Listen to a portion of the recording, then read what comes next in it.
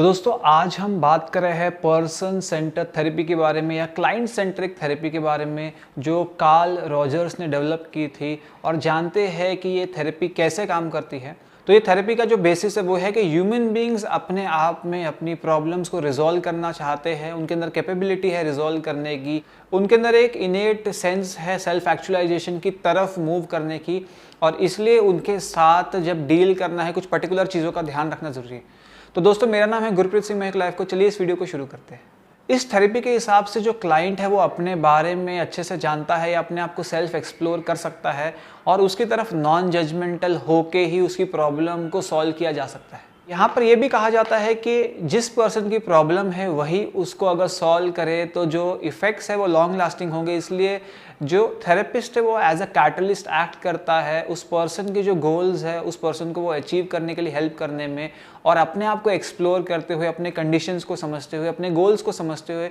वो खुद ही अपनी प्रॉब्लम का एक सोल्यूशन निकाल पाए। इसके लिए उसे एक इंडिपेंडेंट बनाना। तो जब हमने सेल्फ एक्चुअलाइजेशन की बात की उसका मतलब है कि जो भी आपकी हाईएस्ट पोटेंशियल है वहाँ तक आप पहुँच पाए, और वो हाईएस्ट पोटेंशियल आपके अलग अलग एरियाज ऑफ लाइफ में दिख सकती है, आपके रिलेशनशिप्स के अंदर, हेल्थ के अंदर, करियर के अंदर, स्पिरिचुअल ग्रोथ के अंदर। और ह्यूमन बींग्स कंटिन्यूसली स्ट्राइव करते रहते हैं अलग अलग एरियाज में अपनी लाइफ में परफॉर्म करने के लिए और इस सेल्फ एक्चुअलाइजेशन तक पहुँचने के लिए। ये थेरेपी सेल्फ वर्थ को भी इस तरह डिफाइन करती है कि जो आपकी सेल्फ वर्थ है आपके अपब्रिंगिंग के साथ साथ जो जो लोग आपकी लाइफ के अंदर इंपॉर्टेंट पार्ट प्ले करते हैं और उन्होंने आपकी लाइफ में इनपुट्स देते गए हैं, आपको क्रिटिसिज्म देते गए हैं, आपके बारे में अच्छा या बुरा बोलते गए हैं, आपको जज करते रहे हैं, और उसकी वजह से आपकी एक पिक्चर, आपकी एक छवि आपकी नज़रों में बन जाती है जिसको आप गुड या पुअर सेल्फ एस्टीम या सेल्फ वर्थ कह सकते हैं। अब एक और टर्म यहाँ पर बाहर उठ के आती है जिसे कहा जाता है अनकंडीशनल पॉजिटिव रिगार्ड, कि एक पर्सन को अगर ये चीज़ दी जाए और उसे कंटिन्यूसली बिना जजमेंट के उसे प्रोत्साहन दिया जाए, या जो भी वो कर रहा है उस पर्सन को उसके लिए क्रिटिसाइज बहुत ज़्यादा नेगेटिवली ना किया जाए और समझा जाए कि उसके जो एक्शंस है उसके क्या मीनिंग है और वो क्यों कर रहा है, तो पर्सन की ग्रोथ और चेंज और ज़्यादा ईजी हो जाती है। तो क्या क्या गोल्स है क्लाइंट सेंटर थेरेपी के? सबसे पहला गोल है कि क्लाइंट को फैसिलिटेट करना कि वो प्रेजेंट मोमेंट में जीने की आदत डाल ले, सीख ले और इसकी वो प्रैक्टिस कर पाए। और जब क्लाइंट को जज नहीं किया जाता तो वो उसे हेल्प करता है और ज़्यादा ऑनेस्ट होने के लिए, उस प्रोसेस में चेंज के अंदर हर चीज़ शेयर करने के लिए, सही मार्गदर्शन पाने के लिए, और उसकी अच्छे तरीके से ग्रोथ हो सकती है। सेकंड है कि क्लाइंट की जो सेल्फ अवेयरनेस है, अपने बारे में अवेयरनेस है, अपनी फीलिंग्स के बारे में, इमोशंस के बारे में, थॉट्स के बारे में अवेयरनेस है, और उसका जो सेल्फ वर्थ है या सेल्फ एस्टीम है उसे बूस्ट करने की कोशिश किया जाए। थर्ड है कि क्लाइंट को एम्पावर करना है चेंज करने के लिए, एज अ कैटलिस्ट एक्ट करना है, उसके लिए डिसीजंस नहीं लेने हैं, उसे हेल्प करना है कि वो अपने डिसीजंस खुद ले और वो जाने कि वो पर्टिकुलर डिसीजन क्यों ले रहा है या क्यों ले रही है, उसकी क्या वजह है, हर एक फैक्टर्स को कंसिडर करके उसे खुद से चेंज करने में हेल्प करे। और लोगों को हेल्प करना उनकी लाइफ को, लाइफ के इश्यूज को फ्यूचर में मैनेज करने के लिए और सेल्फ एक्चुअलाइजेशन या अपना ग्रेटर गुड या ग्रेटर अचीवमेंट की तरफ वर्क करने के लिए।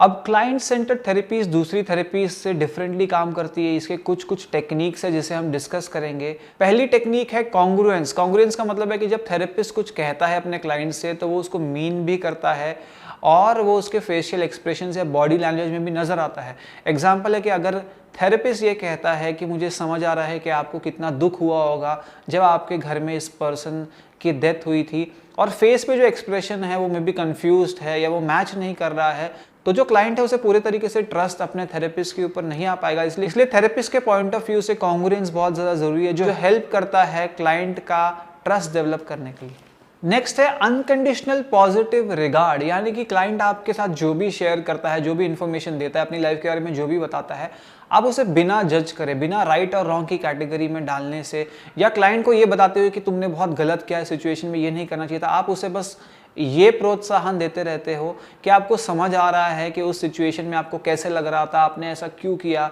या आपकी खुद की रीजंस रही होगी ऐसा करने के लिए या ऐसा बोलने के लिए या ऐसा फील करने के लिए। तो आप उस पर्सन को मोटिवेट भी नहीं कर रहे हो कुछ गलत करने के लिए, ना आप उस पर्सन को नेगेट कर रहे हो उसकी फीलिंग्स को, आप सिर्फ उसे मोटिवेट कर रहे हो, प्रोत्साहन दे रहे हो कि वो मैक्सिमम इन्फॉर्मेशन शेयर करे, जो बॉन्ड है वो ट्रस्ट का वो डेवलप हो और वो कंप्लीटली ट्रांसपेरेंसी के साथ आपके साथ चीज़ें शेयर करे। नेक्स्ट टेक्निक जो यूज होती है वो है एम्पैथी, एम्पैथाइज करना जो क्लाइंट की प्रॉब्लम है उसके साथ में। सिंपैथाइज नहीं करना, सिंपैथी का मतलब होता है कि पिटी करना, बुरा फील करना उस पर्सन के लिए। एम्पैथाइज करना मतलब आपको कहना है कि आप फील कर पा रहे हो, आप समझ पा रहे हो ये कैसा फील हुआ होगा, कैसा आपको लगा होगा, या वो सिचुएशन कैसे थी, ताकि जो क्लाइंट है उसे हर्ड फील हो या उसे लगे कि उसके लिए एक एडिक्वेट सपोर्ट सिस्टम अवेलेबल है। कुछ और टेक्निक्स के बारे में बात करेंगे, खासकर कि जो मुझे लगता है बहुत ज़्यादा अच्छे से काम करती है वो है रिफ्लेक्शन। जैसे मिरर में आप जो भी चीज़ देखते हो आपको अपना रिफ्लेक्शन दिखता है, उसी तरीके से क्लाइंट अगर आपको ये कहता है कि उस टाइम पे मैं बहुत कंफ्यूज था या बहुत डिस्टर्ब था और मुझे पता नहीं था उस टाइम पे कैसे रिएक्ट करना है, या इसलिए मैंने गुस्से से रिएक्ट किया, तो आप उसी ही स्टेटमेंट को दोहराएंगे कि हाँ आई कैन अंडरस्टैंड कि वो जो सिचुएशन थी उसमें आपने इस तरह से गुस्से में रिएक्ट किया है, मैं समझ रहा हूँ इस चीज़ को। कंफ्यूजन की वजह से आपको पता नहीं था कौन सा इमोशन दिखाना है, तो आप उस पर्सन की ही स्टेटमेंट को फिर से दोहरा रहे हो, इसे कहते हैं रिफ्लेक्शन। फिर आता है open ended questions. Close ended questions या तो यस और नो की तरफ जाएंगे या कोई पर्टिकुलर आंसर होगा, पर ओपन एंडेड क्वेश्चंस मतलब कि क्लाइंट ने अगर आपको बोला कि उस सिचुएशन में मेरे साथ ऐसा हुआ, वो पर्सन ने मुझे बहुत ज़्यादा अब्यूज़ किया, तो आप ओपन एंडेड क्वेश्चन पूछ सकते हो कि आपको तब कैसा लगा, या आपको कैसा फील हुआ, या आपके अंदर किस तरह की फीलिंग्स आई। तो ये प्रोबिंग के लिए यूज हो सकता है जब आपको और इन्फॉर्मेशन चाहिए उस पर्सन से, एलैबोरेशन चाहिए, तो उस पर्सन की फीलिंग्स को जानने से आप उस पर्सन को बीइंग हर्ड की कैटेगरी में डाल रहे हो और वो पर्सन और ओपननेस के साथ अपने इश्यू को डिस्कस कर पाएगा। नेक्स्ट आता है पैराफ्रेजिंग। जैसे आपको पता है बड़े से स्टेटमेंट को छोटा करके पेश करना। अगर क्लाइंट ने आपको बोला कि लास्ट मंथ में मेरे पार्टनर के साथ डाइवोर्स हुआ है या सेपरेशन हुआ, उस टाइम से मैं बहुत ज़्यादा लोनली फील कर रहा हूँ या कर रही हूँ, मुझे नींद नहीं आ रही है, बहुत डिस्टर्ब्ड हूँ, तो आपको सिर्फ उस चीज़ को रिप्लाई करना है, पैराफ्रेज करना है कि पार्टनर के नहीं रहने की वजह से जो डिप्रेशन है वो आपको नींद में आपकी रुकावट डाल रहा है। नेक्स्ट है एनकरेजर। जब क्लाइंट ऐसा बोलता है कि मुझे बहुत बुरा लग रहा है, मुझे समझ नहीं आ रहा है, मुझे रोना आ रहा है, मैं क्या करूं, तो जनरली थेरेपिस्ट को इस तरह से रिप्लाई करना चाहिए जैसे कि तो आप सुन रहे हो, उस पर्सन को मना नहीं कर रहे हो कि रोना अच्छा नहीं है, रोना बुरा है, रोना को जज नहीं कर रहे हो, या आप उस पर्सन को ये नहीं बोल रहे हो कि गो हेड एंड क्राई। आप सिर्फ एक लिसनिंग और लैंडिंग ईयर दे रहे हो और आप उस पर्सन को अपना डायरेक्शन चूज करने के लिए आप तैयार कर रहे हो। अब बहुत सारे फायदे और नुकसान हैं क्लाइंट सेंटर थेरेपी यूज़ करने के। सबसे पहला फ़ायदा ये है कि ये जो थेरेपी है ये पॉजिटिव है, ऑप्टिमिस्टिक है, ये हेल्प करती है क्लाइंट को ग्रो करने के लिए, अपने इशू को रिकग्नाइज करने के लिए, क्योंकि इसमें एक्सेप्टेंस है और नॉन जजमेंटल एटीट्यूड है।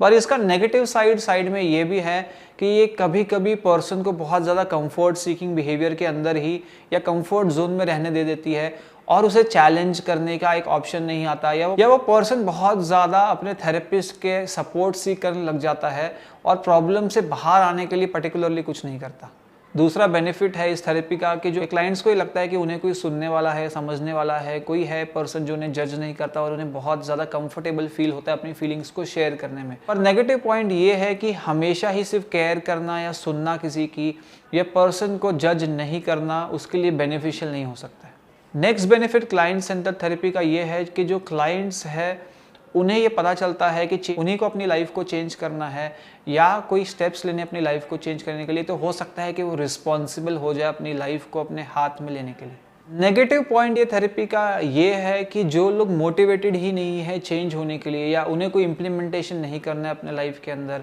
या कोई एक्शन ही नहीं लेना है, या अपनी लाइफ में प्रोएक्टिव नहीं होना है, तो वो कंटिन्यूसली थेरेपी लेते रहेंगे, कंफर्ट सीख करते रहेंगे, पर कोई पर्टिकुलर एक्शन प्लान अपनी लाइफ में इम्प्लीमेंट नहीं करेंगे। तो कार्ल रॉजर्स की जो क्लाइंट सेंटर थेरेपी है वो ह्यूमनिस्टिक अप्रोच फॉलो करती है साइकोलॉजी की, और ये बहुत हद तक बहुत सारे क्लाइंट्स के लिए बहुत ज़्यादा हेल्पफुल होती है। जो लोग बिल्कुल भी ओपन अप नहीं कर पाते हैं,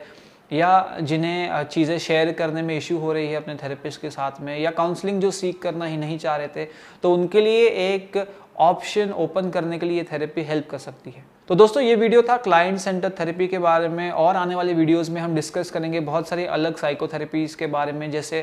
REBT के बारे में एक वीडियो करेंगे, डायलेक्टिकल बिहेवियर थेरेपी के बारे में करेंगे, और भी बहुत सारी थेरेपीज के बारे में वीडियो करेंगे। तो इसलिए इस चैनल पर सब्सक्राइब ज़रूर कर दीजिए और देखते रहिए लाइफ कोच।